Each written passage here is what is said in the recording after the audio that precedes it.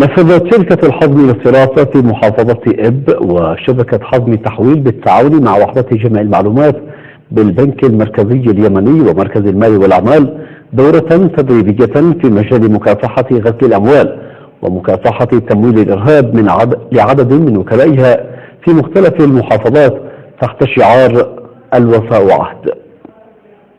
شروط تسليم وإرسال الحوالة. شركة الحزم للصرافة بمحافظة إب في مبادرة فريدة لتعزيز الثقافة المصرفية نظمت مع شبكة حزم تحويل دورة تدريبية في مكافحة غسل الأموال ومكافحة تمويل الإرهاب.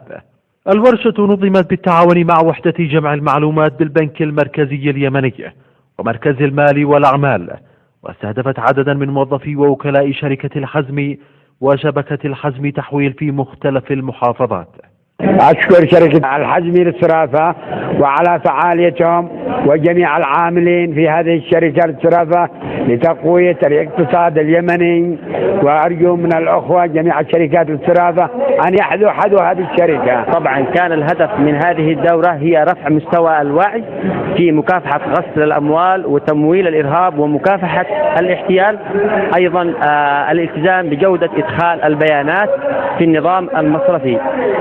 طبعا شركة الحزم للصرافة حريصة على أنها توعي جميع وكلائها في جميع المحافظات، ونحن حريصين بالنزول الميداني لهذه المحافظات للالتزام بسياسات وإجراءات ومكافحة غسل الأموال وتمويل الإرهاب. أقامت شركة الحزم للصرافة وشبكة حزم تحويل هذه الدورة لتوعية وكلائها ونقاط الخدمة لديها بمخاطر وسبل مكافحة غسيل الأموال وسبل مكافحة الإرهاب، وذلك في إطار تعزيز الشراكة مع البنك المركزي وبالتعاون مع البنك المركزي. شركة الحزم للصرافة وشبكتها هدفت من خلال الدورة إلى تطبيق أفضل الممارسات في أنظمة الحوالة المالية، إضافة إلى تطبيق سياسة وإجراءات البنك المركزي اليمني ممثلا بوحدة جمع المعلومات لتحقيق الاستقرار في المعاملات المالية والمصرفية. نحن حريصين جدا على تطبيق وإجراءات البنك المركزي ممثلا بوحدة جمع المعلومات. نحن حريصين في حماية وكلائنا.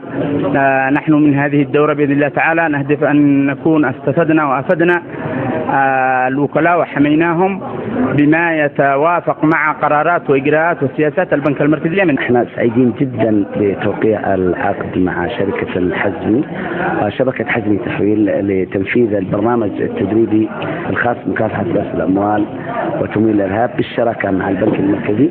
كان برنامج رائع وجميل وفي حضور كبير جدا من قبل الصرافين، وهذا شيء يبعث على الحماس، ونتمنى أنه تحذو جميع الشبكات وجميع الشركات حذو شركة الحزم. الفعالية حضرها مدير قطاع الرقابة على البنوك في فرع البنك المركزي اليمني بمحافظة إب بسام السعيدي. في ختام الدورة تم تكريم الوكلاء والصرافين بشهادات تقديرية، وعبر المكرمون عن شكرهم لشركة الحزم وشبكتها على فعالية عملها المصرفي الملتزم بتطبيق اللوائح والأنظمة التي تضمن سهولة واستقرار التعاملات المالية. نظم المركز اليمني للدراسة